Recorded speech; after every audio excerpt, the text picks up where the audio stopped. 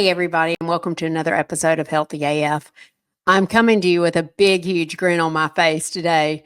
Just because it's the holiday season, everything's kind of energized like the holidays are. They could be frantic, but they could just be energized. It feels so good. And I wanted to share with you today something I was thinking about in my yoga class this morning and on the drive home. You know, over the last decade, w- since I've become a coach, I became a coach because I was coached and it made such a difference in my life. And I wanted to do that for other people. And also, I discovered actually I'm pretty good at it. It feels good for me in all the right ways, right? Not the ego way, but the wow, this is something I can do well and I don't need to be stingy with it. So let's roll that kind of way. Um so I became a coach by being coached by other people and I was so appreciative of that and really could see my personal growth in taking responsibility for creating my life.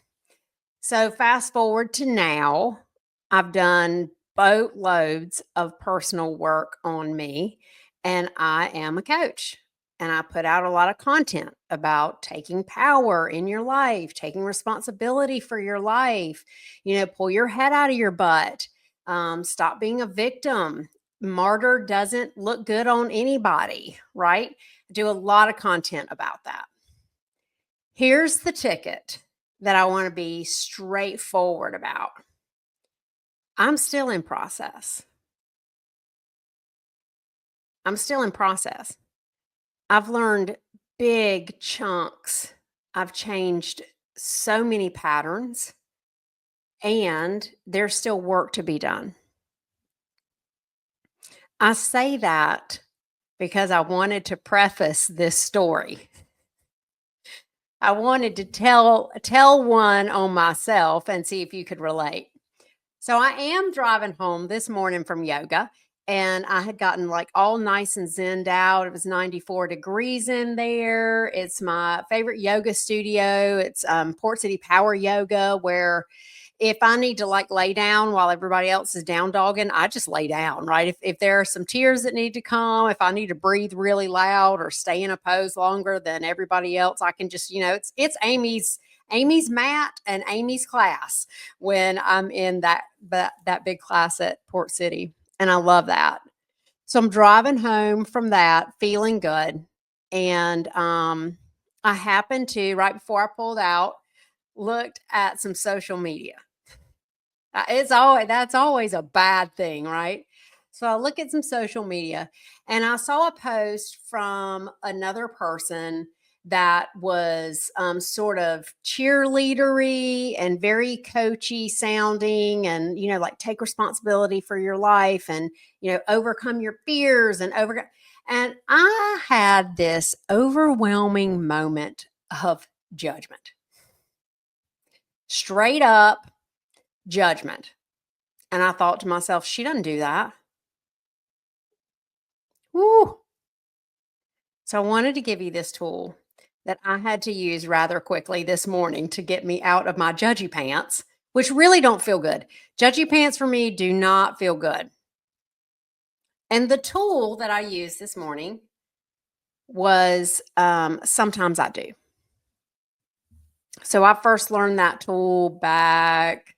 We were taking a course on how to take care of people. Actually, it was with an office that I was working with, um, and the presenter was saying when you get irritated with clients, when you get frustrated, or someone's done something that you think is horrible, or you feel disrespected, just remember, sometimes I do that.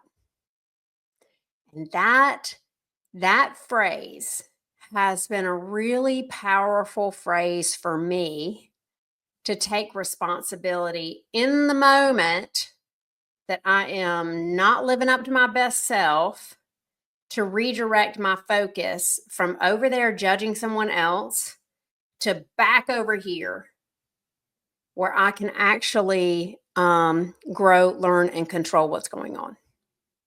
I can't control anything that's over there being done. And really, it's none of my business. But I can use that moment of judgment to grow me. So, how do I stay in growth? Right. Um, I know better than to think that if I have this moment of judgment and recognize it, that I'm going to be able to talk myself off the ledge. Oh, I am on judgment corner. How do I get off of there? Right? How do I let it go? How do I make judgment corner happen less? How do I move myself forward into more compassion for myself and others? I have to do the work. And I guess that's what got me thinking today in the car is I've done a lot of work. I've had a lot in the last, really, the last almost 8 years now has been a lot of change and a lot of growth and a lot of pain and a lot of behavioral patterns shifting and changing. And I'll say reintroducing myself to myself and reinventing myself the way I want to be. And so it's easy sometimes to think, well, my God, I don't need to do any more. But I do. And there are some things that I do to keep myself honest, and they don't happen in isolation between my ears. That is a bad spot. If you're looking at your own behavioral shifts and you're doing it in the isolation of your frontal lobe, it's so easy to lie to yourself in there. I know it's easy for me to lie to myself in there. So here's what I do. I don't know what's going to work for you, but maybe this will give you something to think about. I make sure that my spiritual development is on point. Um, I do that in lots of different ways. I did not say religious development, I said spiritual development. I happen to use my church as a place where I get spiritually enriched, and that works for me. You don't have to do it at a church. I use nature. I use nature to keep me connected to my spiritual side of my very highest self. I use 12-step programs, and in that is included calling other people who are on a spiritual path as well, spending time in conversation with those people, and being vulnerable enough to share, like, hey, wow, I really was struggling to be my best self today. Or flat out, I was not my best self today. I had a conversation yesterday with a friend, and she was like, yeah, I did not do a good job. Okay, great. Having those kinds of vulnerable conversations keeps me honest, and having them with people who are willing to love you enough to say, you said that was okay, but I'm sensing that actually it's not. So where's your bullshit meter on that? Yeah, that's my spiritual work that I do. I keep myself growing and learning by having a slower lifestyle. And that is so hard. A slower lifestyle means taking a day or two a week to sit and journal. Sometimes I do that outside. And now I've never been a journaler. When we were 10 and you'd get diaries with like the little locks and everybody wanted to have one. I had them. They're all empty. I never wrote in them ever until about 2 years ago when life got really hard and I had to do something. So I just kept writing, and now I'm like 5 journals in. But it takes that time to sit. First of all, you have to have time to sit. How many of us take the time, particularly through the holidays, to sit. And then once you sit, it takes a minute. It takes a minute to settle and get still, which means when I sit on my couch, the dogs and the cats also need to be settled. My coffee cup needs to be nice and hot because I can't do coffee quick. It helps me slow down. That warm beverage in my hand helps me slow down. And then the other thing I have to do is leave my phone on Do Not Disturb. And I catch myself picking it up and going for the scroll. No, put that down. That's not this time. This time is still. So you got a calendar time to slow down and sit. Then you have to get your mind and your hand habit to also be still. And I'm committed to that way of living. And that's a challenge for me. That's not how I'm wired. And that's not what my familial culture tells me that I need to be doing, is like making time to be still. But that keeps me honest and self reflective so that I can be my best self, so that I can realize I'm in judgment. So, what other things do I do to keep myself growing? Well, for one thing, I do employ a coach. Now, I know I've talked about that before on this podcast, but yeah, I value coaching services. So I keep a coach almost year round. Right now, I talk to my coach weekly, and it makes a big difference. Sometimes I don't know what to say. Sometimes I think I'm fine. And when I show up and she says, "What do you want to talk about today? Where do you want to focus?" I'm like, I'm all good, except there's this one, and then it's like an explosion. Sometimes it's more of a tether. Sometimes I came in this week and I'm like, I know exactly what I want to talk about. I did this, this, and this. And I realized that actually I wasn't being authentic when I did that and it didn't feel good. And I want to talk about that and clean that up with myself. And so we had that kind of session. But putting my time, energy, resources on growing myself keeps me walking the walk of personal development and living my best life, not talking the talk.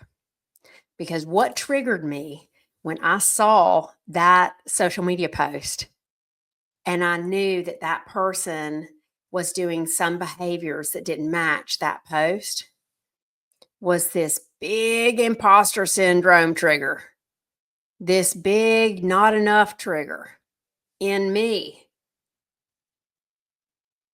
because I get so judgy when I don't always follow how I create the content. Well, of course, I'm not going to follow all that all the time, every day. I'm not perfect, but it's times like those that I see a little judgment for other people seeming to not, walk the walk, that I can check in with, what? Sometimes I don't walk the walk, and reevaluate. Am I walking the walk right now? Who do I need to talk to about, wow, I got really triggered and I need to just make sure that I'm doing what I say is important to me. And not for anybody who might see a social media post and call bull crap on Amy Chang said these lovely things on Facebook, but actually I saw her throw a temper tantrum in the grocery store. Not for them, but for me,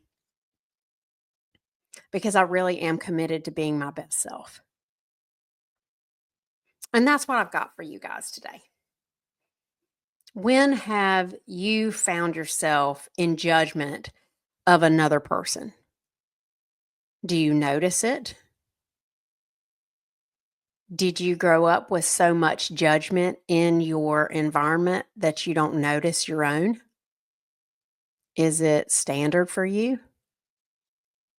When you're in judgment, are you realizing that look over there at that other person actually serves you much more when you make that U-turn and take it back over here and focus on you. If you're there and you're really working on focusing on you, is it super painful to look at your own failings? Yeah. It took me a few years, handful of years, to get to a spot where for the most part I could look at my failings and still love me enough to not make it, significant. And, I'm just a horrible whatever. Insert role here. Health coach, business person, mother, spouse, friend, gym goer, like nutrition, eating person, whatever. It took me a few years to start being able to focus on me and not just rip myself to shreds and be like, oh, wow, I was just judging. That's not what I'm committed to, right? It can be painful. And that's another reason why doing this in community is super helpful because other people around you will tell you, no, man, you're just learning. They have compassion for you if they're walking that walk. There's probably plenty of people in your life who might not have that kind of compassion. Sometimes, and we may experience this during the holidays, when we grow up with everybody wearing their judgy pants, and it happens, right? When our families have generational pain, nobody wants to feel that. It's so much easier to judge everybody around us. And when we grow in that, where it's not safe to not be perfect, where it's not safe to rest, slow down, then judgy pants feel normal. And when we start trying to take one leg out of the judgy pants and everyone else around us is still in that pattern, it's can sometimes not be a safe spot. So when we do it in a community of people who are also shedding off the stuff that blocks us from our best selves, those are the conversations and the people and the environments that pull us into our best. So I've been very intentional and I've been very blessed to find those communities where I can be my best self and I can mess up sometimes fiercely and still come back to like, oh, okay, I'm growing and learning and okay. That's all I wanted to share this morning, I think, is, make that U-turn, ask the question like, or give yourself, like, sometimes I do. So when is it that I'm doing whatever I'm judging that other person for doing? And how do I need to correct that? How do I need to apply compassion to me and to them? How can I be vulnerable and grow and love myself and love other people? And if I had any Christmas wish, that would be the Christmas wish that we could be vulnerable with ourselves and other people and just spread love, man. So happy holidays. I don't know when this one's going to drop, but it must be close to Christmas. I hope you stay well and I hope you have peace in your heart. And for Pete's sake, if any of this is resonating with you and you need help, just follow my link. Click in to have a discovery call and we'll have a chat and see what your next step might need to be. I don't know what it is, but I know I can help you find some clarity around it. Give yourself some grace, and I will see you next time on another episode of Healthy AF.